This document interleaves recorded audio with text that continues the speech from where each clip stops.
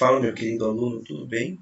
Olha só, ah, nesse capítulo 7 que nós temos aí falando sobre os centros e as periferias da Amazônia, a gente tem que lembrar o seguinte: vamos deixar aquela mentalidade que a gente tem muitas vezes da região norte, da região sul e sudeste, né? Das favelas, né? Dos morros, e vamos trazer aqui para nossa região, para aquela região para aquela ideia do Igapó, daquela população que mora nas palafitas, né? Do centro, como aquele centro onde você tem as suas relações econômicas, como o centro econômico, o centro histórico, né? O centro da cidade, onde tem aquela ideia que a população que mora no centro da cidade é a população diferenciada economicamente. Então a gente tem duas ideias aí que são bem opostas, né? Que é o centro e a periferia, a área nobre e a área de baixada, né? Ou área não nobre aí, né? Então olha só. Primeira coisa eu quero saber, onde é que você mora? Tá? Eu escrevi até errado ali, olha, invasão, olha, tá? Desculpa meu erro aí. Mas onde é que você mora? Você mora na Barra do Guiar ou você mora numa invasão, numa área de palafita, numa área de inundação, né? A pessoa não mora nem em um nem no outro. A minha casa é classe média baixa, mas tem alguns recursos, a rua asfaltada, nada assim muito chique também, né? Mas nós temos que lembrar aí que essas duas ideias, elas revelam não apenas aparências arquitetônicas, né? Ou aparências do seu da sua ideia de construções apenas.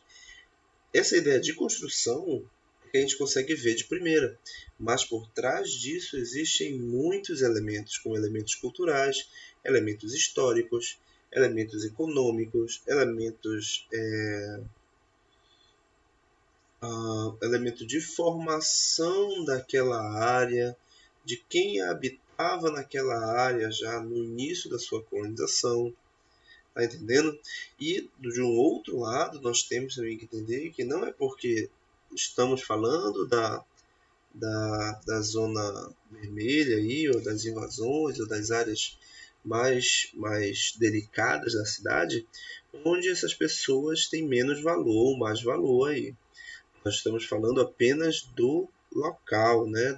Da capital, dos centros urbanos e das suas periferias aí, tá?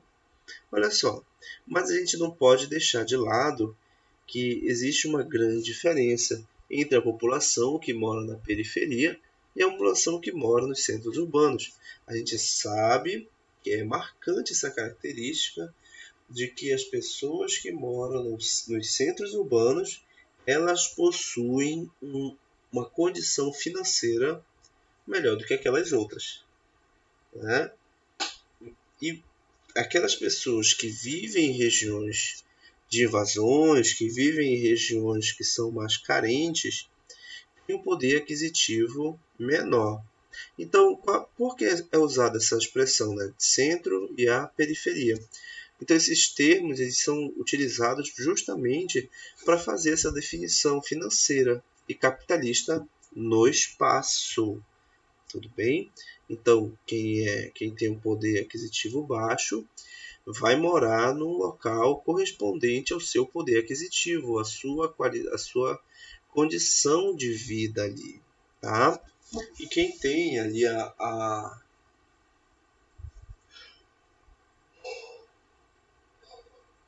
desculpa. E quem tem ali o melhor poder aquisitivo, né, que é uma característica do capitalismo, onde existem ricos e pobres, mora numa área mais reservada ali, né? Olha só, triste informação, né? Ainda em 2020, o bairro da Terra Firme, que é considerado uma região periférica, ela ainda continua sendo hoje, em 2020, uma das regiões, uma dos bairros mais violentos. A pergunta que não quer calar. Aí é o centro ou é a periferia? Né? Então eu sei que aí é a periferia, e vocês também conhecem que é a periferia. E a gente sabe que a periferia ela não tem a mesma estrutura, né, a mesma infraestrutura do que uma área nobre de Belém, ou uma área nobre do Brasil. A gente percebe aí que essas características da periferia, falta de recursos, má instalação das ruas, casas irregulares, calçadas irregulares, excesso de quantidade em comércios e outros afins aí também, né? Então você consegue perceber como é diferente a zona nobre, a área nobre, né? E a área de baixada, né? Como a gente diz aqui, na baixada, ou área de menor poder aquisitivo, ou periferia também, tá? Então, interessante que a região de Belém, ela existe em várias áreas de periferia. O que ninguém diz aí, mas a gente percebe que essas áreas de periferia são as áreas onde tem maior criminalidade aí. Não estou dizendo que é só em Belém, mas também a região metropolitana, assim como um todo, né? Então, olha só, essa segregação espacial. Professor, o que é segregação? Segregação é a separação, tá? É a separação no espaço. Tanto é que vocês podem ver aí na gravura a diferença que existe numa área de condomínio para uma área de periferia, uma área de invasão aí, como chamamos aqui na região norte. Essa, essa segregação ela acontece por contas econômicas, por contas culturais, por fatores históricos e até raciais também, tá? Não esquecendo aí que grande parte da população negra no Brasil, elas habitam em favelas. A maior parte da população negra, quem são os mais pobres no Brasil? A população negra, tá? Por um processo histórico de formação, de exploração e de morte e genocídio da população negra no Brasil. Todos nós sabemos disso, que o Brasil ele saiu desse processo de escravidão faz pouco tempo, acredito faz uns 120 anos, 120 e poucos anos. Então é uma história muito recente de exploração, de humilhação, né, de pegar uma população de outro país, trazer para cá e passar por esse momento, né, de escravidão no Brasil.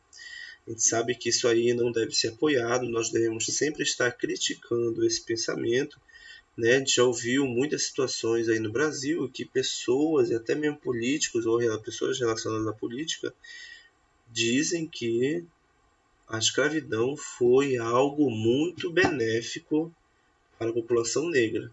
Então, mas a gente sabe muito bem que não foi. Olha só, mas essa ideia de periferia e centro, a zona nobre, zona pobre, tá? Desenvolvido e subdesenvolvido, já é conhecida há muito tempo na nossa história. Após ali o momento de Segunda Guerra Mundial, o planeta ele começa a ser dividido em norte e sul. Se você seguir essa linha que está aí no mapa, você vai perceber o seguinte: a Austrália ela não está dentro, pessoal, mas ela está no sul. Certo? Ela está no sul. Mas ela não tem o mesmo poder aquisitivo, ela tem um poder aquisitivo bem melhor. Então não é questão nem mesmo de ser norte e sul, mas é questão de ser os países ricos, países pobres, países desenvolvidos e os países subdesenvolvidos. E o Brasil está nesses países subdesenvolvidos, né? Infelizmente. Olha só, tanto é que nós podemos perceber aí, olha, o centro, tá? Centro, essa imagem está um pouquinho ruim, tudo bem, mas é o centro onde acontecem as relações econômicas, políticas, sociais, culturais, de maneira mais intensa. E temos aqui na lateral as periferias, olha só. Você consegue perceber pela quantidade de prédios que existem também nos centros urbanos, nas áreas nobres. porque como não tem mais espaço para morar verticalmente, desculpa, não tem mais condições de morar nessas áreas horizontalmente, vai ser o jeito de fazer a morada verticalmente, por meio dos prédios e condomínios aí que existem no centro, né? No centro da cidade, tá? E você consegue perceber que a periferia não tem tantos prédios assim, por conta até da sua questão financeira, da sua questão das pessoas quererem estar naquele local. Mas existem outros tipos de centros também. Olha só, o Ver-o-Peso, ele é um centro histórico. A Casa de Ferro é um centro histórico. E assim como temos vários outros centros históricos no Pará.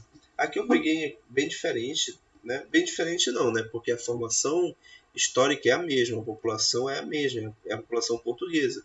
Tanto é que vocês conseguem perceber isso se vocês forem ao comércio e estiverem olhando ali para aqueles velhos casarões, vão lembrar muito esses daqui, porque eles foram criados, né, foram construídos, projetados pelos portugueses.